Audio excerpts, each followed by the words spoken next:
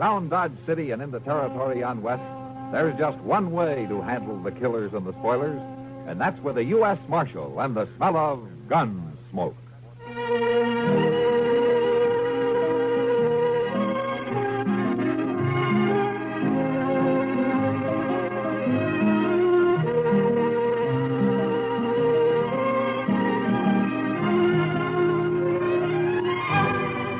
Gunsmoke, starring William Conrad. The story of the violence that moved west with young America. And the story of a man who moved with it. I'm that man. Matt Dillon, United States Marshal. The first man they look for and the last they want to meet. It's a chancy job, and it makes a man watchful. And a little lonely.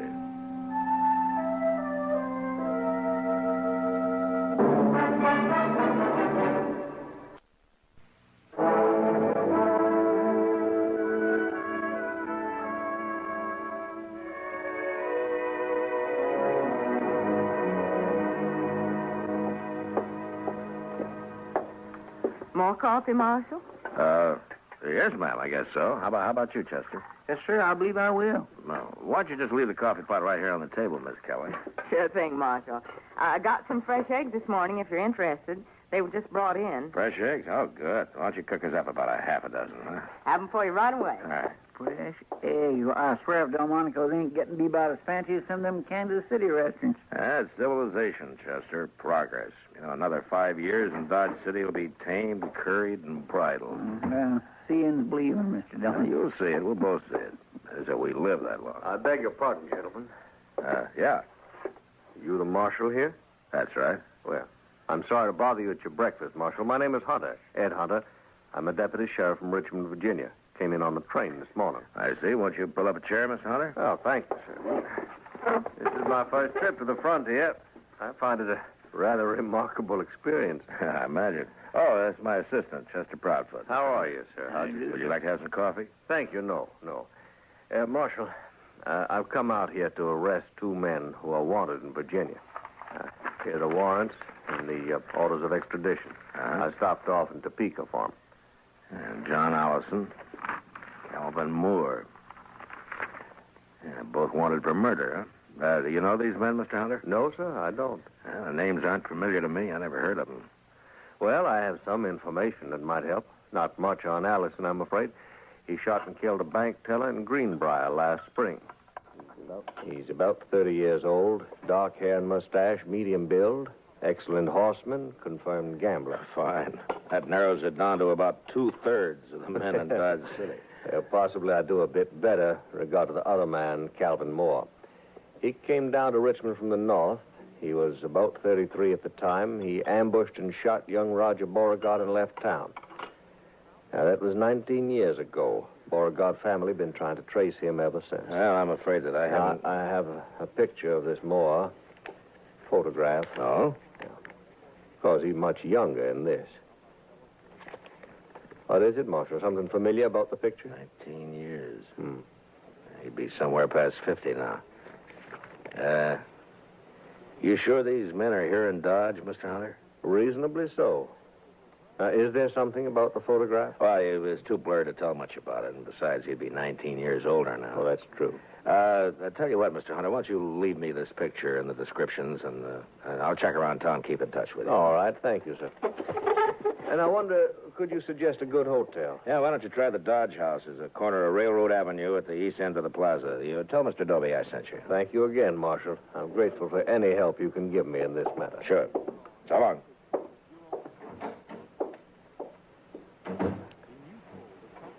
You want to see the photograph, Chester? Yes, sir. Oh, Mr. Dillon, that's... Yeah. What are you going to do? I don't know, Chester.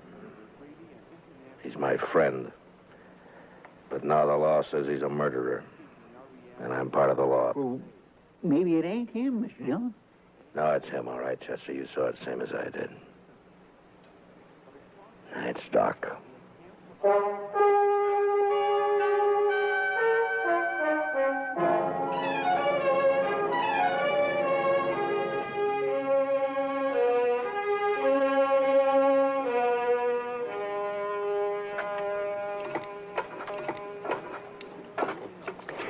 Work.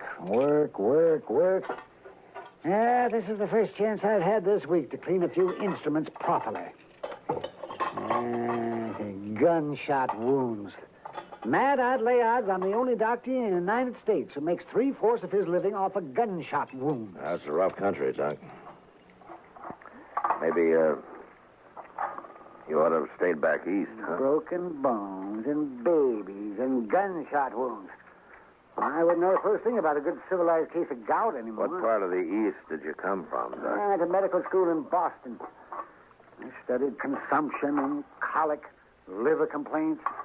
Never had a case of liver complaint in all the time I've been out here. No, I guess that kind of thing is more common down south, around Richmond, Virginia, for instance, huh? Matt, stop beating around the bush. You've got something on your mind, and it's bothering you. All right, Doc. A deputy sheriff from Virginia came in on the morning train. He's got a warrant for murder against a man named Calvin Moore. And a photograph of Moore taken 19 years ago. Would you like to take a look at it? I don't think so, Matt. Are you Calvin Moore? It wasn't murder, Matt. They said it was murder, of course. Would you like to tell me about it? Not much to tell, Matt. I'd been in practice in Richmond about a year. There was a girl. Oh, she was a beautiful girl with spirit and fire and that soft radiance that only Southern girls seem to have. Oh, me, that was so long ago. I've been in the South myself, Doc. Well, Jim Beauregard and I were both courting this girl. He was a typical Virginia gentleman, hot-headed, used to having his own way. He started threatening me, warning me, and I laughed it off. Well, then one day I was coming back from a case, and I ran into Jim on a country road. He had a pair of dueling pistols, and he challenged me. Well, that's not a crime, Doc. Self-defense. It's not a crime here, anyway. I tried to talk him out of it, but he was crazy mad. He shoved one of the pistols in my hand and pulled back on his horse and leveled his gun. I had no choice. We both fired. He missed, and I didn't. Self-defense, yes, but there were no witnesses, and I was an outsider, a Yankee. So you ran for it, is that it? I ran for it. St. Louis, Virginia City, the Panhandle, Abilene, Dodge. Yeah. The girl, Doc. Well, what happened to the girl? I waited for her in St. Louis. We were married there. 2 months later, she died of typhoid fever. Oh. I can't go back there, Matt. I've got no defense. It'd mean prison. I'd rot in prison. I won't go back, Matt. Hunter is here after 2 prisoners, Doc. I got no right to my own rules. Go after one man and keep the other one covered. I've always figured the only kind of law that'd work out here is an honest law. What are you going to do? I don't know, Doc.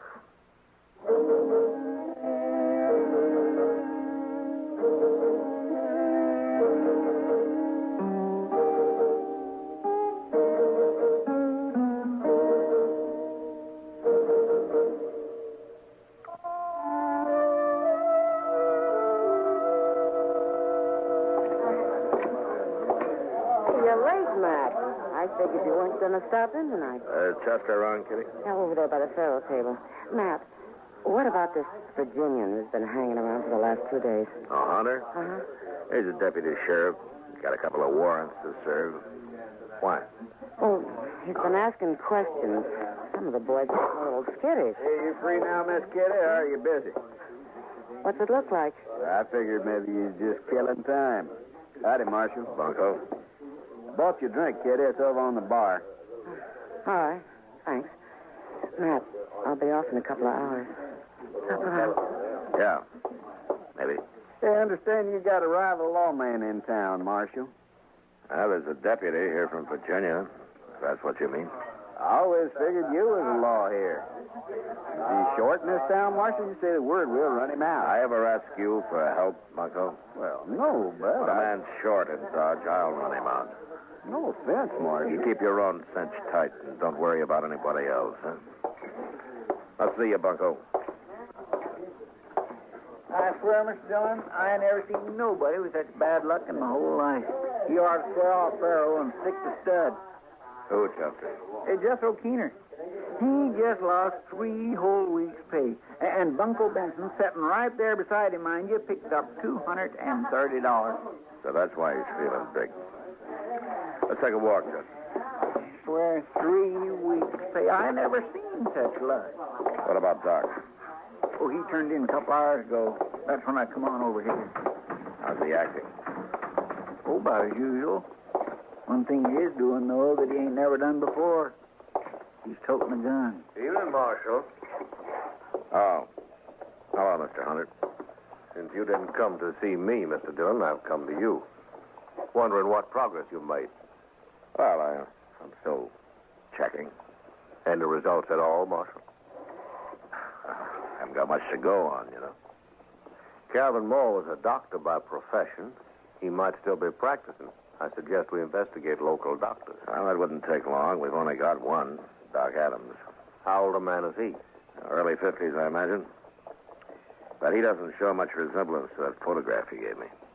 Maybe you're too used to him to notice the resemblance. Yeah, maybe. I'd like to look him over myself, Marshal. He's pretty busy.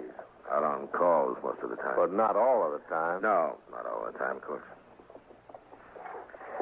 All right, Mr. Hunter. I'll bring him around.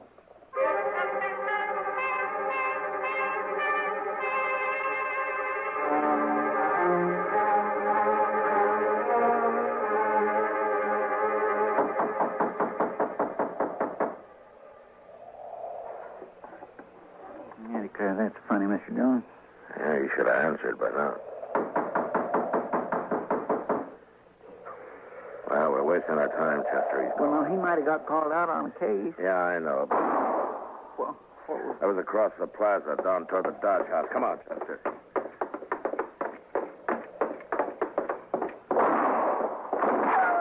Man, somebody sure is stirring up smoke. That's across the street, edge of the railroad yard.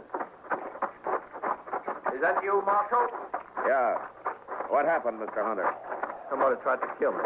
I started into the hotel and they fired from the dock right here. I fired back, but he got away. You got a look at him? No, I just saw the flashes. It's an easy town to get killed in, Mr. Hunter. So it seems. About that doctor, Marshal, you didn't bring him around. He's out on a call. But I think I want to meet him more than ever now. You will.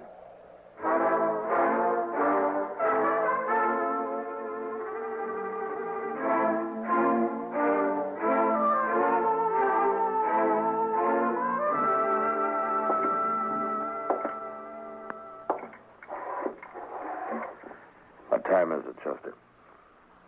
No, man, it's 2:15. I sure do hope we won't have to spend the whole night waiting in here. I don't see how Doc puts up with the smell of all this medicine and stuff. He's used to it, I guess. I suppose a man can get used to anything except dying. Mr. Dillon, you reckon it could have been Doc that fired them shots? Chester. Somebody coming. Come in. Doc, Marshal. Come on in, Bunko. Well, What's the matter with your arm? I got sewed into a barbed wire fence. Here, let's have a look at it, huh? No, it's all right. It's a gunshot wound. Hold it, both of you. Oh.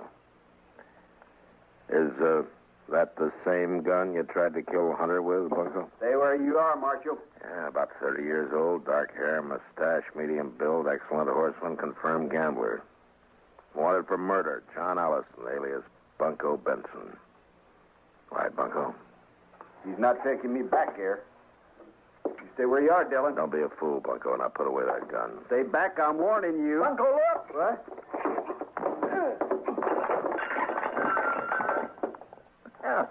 Yeah, that worked pretty slick, didn't it, Mr. Dillon? Yeah, thanks, Chester. All right, let's get him down to the jail, and you can go find Doc. We're going to need him.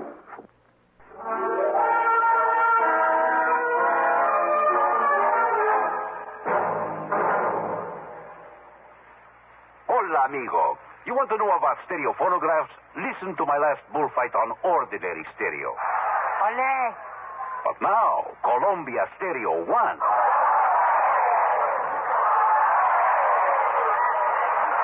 There is a corrida de toros, real lifelike, magnifica. There is such a big difference in stereo phonographs. With most, all you get is a couple of speakers shooting in different directions. But with Columbia, hombre, you get fantastic stereo projection. What it does is to send circles of sound sweeping through every inch of a room. You are surrounded with live sound, live feeling, live passion. Hooray! Hooray! How they cheered me. Ask your Columbia phonograph dealer to demonstrate Stereo 1 by Columbia. Prices start as low as $39.95 for portables, $129.95 for consoles. El Picador! Who let that bull out?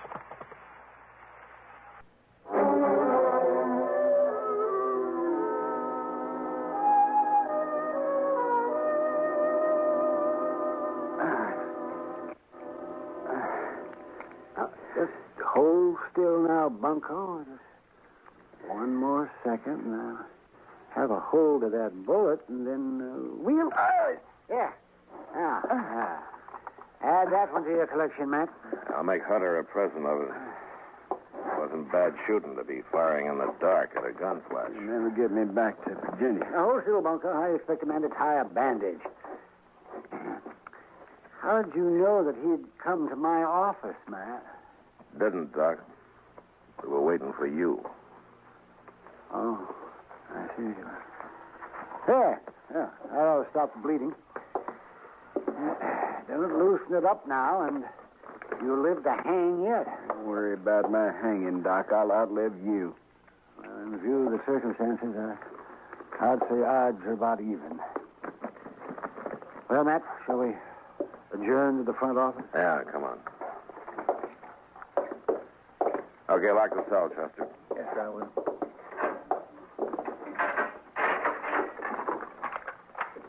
I turned in at 10 o'clock tonight, Matt. I got 1 hour's sleep. They called me over to Mrs. Behan.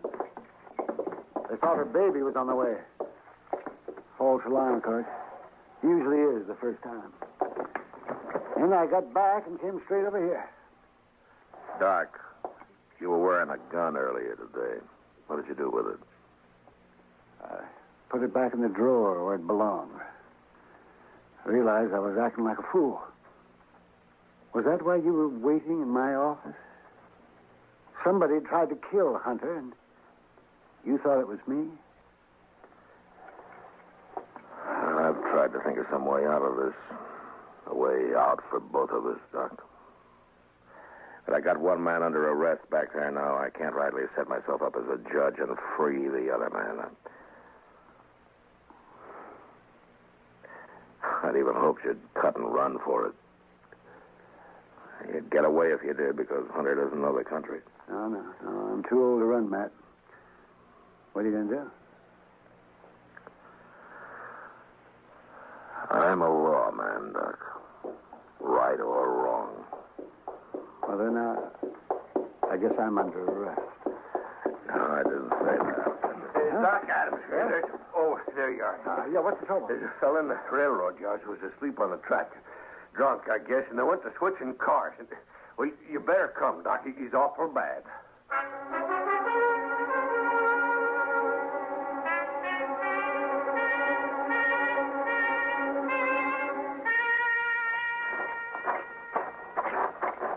He's sitting near the loading pens down this way, I guess. Guess there's some lights over there and people standing around. Marshal, that you? Yeah.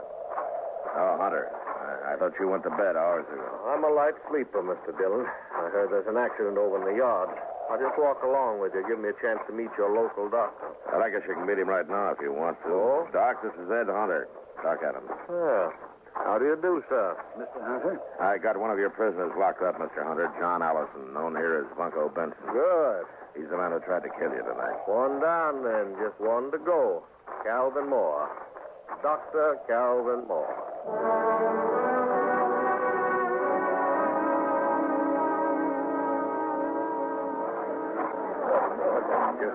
All right, move back, will you, please? Will you let us through here, please? Here, Doctor. I'm right with you, Matt. All right, stand back, will you? Give Doc a chance to... Will you stand back, please? Please. Bad is right. We'll do what we can. That man who's hurt, Marshal, who is he? He's a drifter. He's been around Dodge a couple of years. Calls himself Texas Joe. Easy, Matt. No friends or family. We'll have you fixed up here in a couple of days. Nobody knows where he came from. It's the usual story. You, Doc. That's right. I told him get you. Be all right. You guys here. Sure, it'll be all right. He certainly has to work under primitive conditions. Doc? Yeah. Chester, will you get those lanterns going and give Doc some more light? Yes, Mr. Gump. Just take it easy there. Yeah, he's the only real doctor this side of Abilene. Is there anything I could do to help Mr. Dillon? I guess not, Miss Kelly. Thanks anyway. Poor old Tex. And he stopped in at the restaurant not more than 4 hours ago, and I fixed him a meal. You never know. Well, Doc can pull him through if anybody can. Sure he can. Put one of those lanterns on the other side, Chester. Okay, They Doc. seem to put a lot of faith in your Dr. Adams. They got reason to, Mr. Hunter. Yeah, Matt, could you give me a hand here? Yeah, sure. Lift his head up a little bit there, will you, Matt? Yeah. Not much chance, Matt. All I can do is make him comfortable. Now, don't try to talk now, Tex. You're going to be all right. You've been decent to me, Marshal. You treated me square. You and Doc, only friends I got. Sure, Tex. I got one more favor to ask. Could someone read me some scripture? Well, Tex, I just don't recall any of it. Well, I do. Mrs. Kelly, I doubt if he can hear.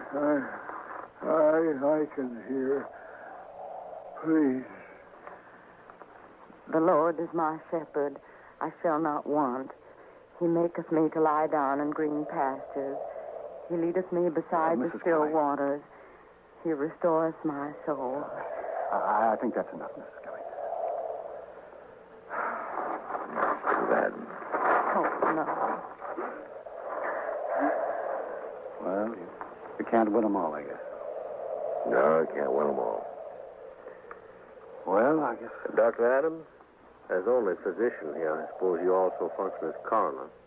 That's right. And this man here, he'll be buried under the name of Texas Joe? Don't worry about it. Boot Hill is full of men buried under nicknames. In this country... Doc. Oh, excuse me. Doc, I just came from... Oh. Yeah. Doc, I've been sitting up with Mrs. B, and you left too soon. She needs you over there right away. Well, then there wasn't a false alarm. All right, Kitty, I'll be there as quick as I can. Well, as soon as... Well, Kitty, you go on back over and do what you can for her. Doc will be along. All right, Matt, but you better hurry. Well, Mr. Hunter... Well, gentlemen, this seems to have been my lucky night. Both my fugitives located within an hour of each other. Yeah. Well, I guess there's nothing I can do to... One safe in jail and one of them dead. Or didn't you notice the resemblance, Marshal? Texas Joe here? Obviously, the man in the photograph. I saw it immediately. Well, I hope you'll take all necessary steps to see that he's buried under his real name, Calvin Moore, and his death, of course. Close the case. I'll be leaving for Virginia with my other prisoner tomorrow. Leave? Mr. Hunter? Doctor, I'd say this is no time to stand around here talking. You have a patient waiting. This town seems to depend on you. Matt? Well, Doc, you've got work to do. You just make sure it's a boy, huh? Well, I'll do my darndest, Matt. Good night, gentlemen.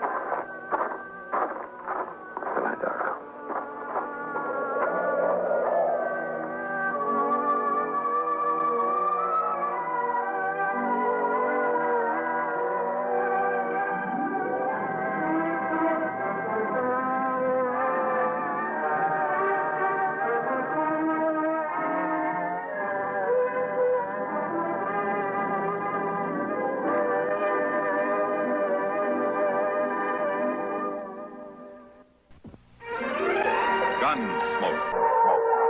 Produced and directed in Hollywood by Norman McDonald, stars William Conrad as Matt Dillon, U.S. Marshal. The story was specially written for Gunsmoke by Les Crutchfield, with editorial supervision by John Messman. Featured in the cast were Lawrence Dobkin, Harry Bartell, Ralph Moody, and Virginia Christine. Harley Bear is Chester, Howard McNear is Doc, and Georgia Hawkins is Kitty.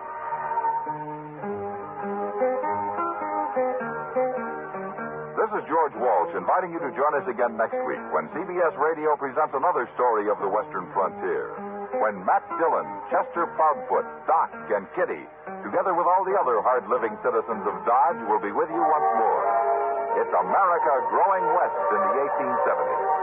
It's Gunsmoke.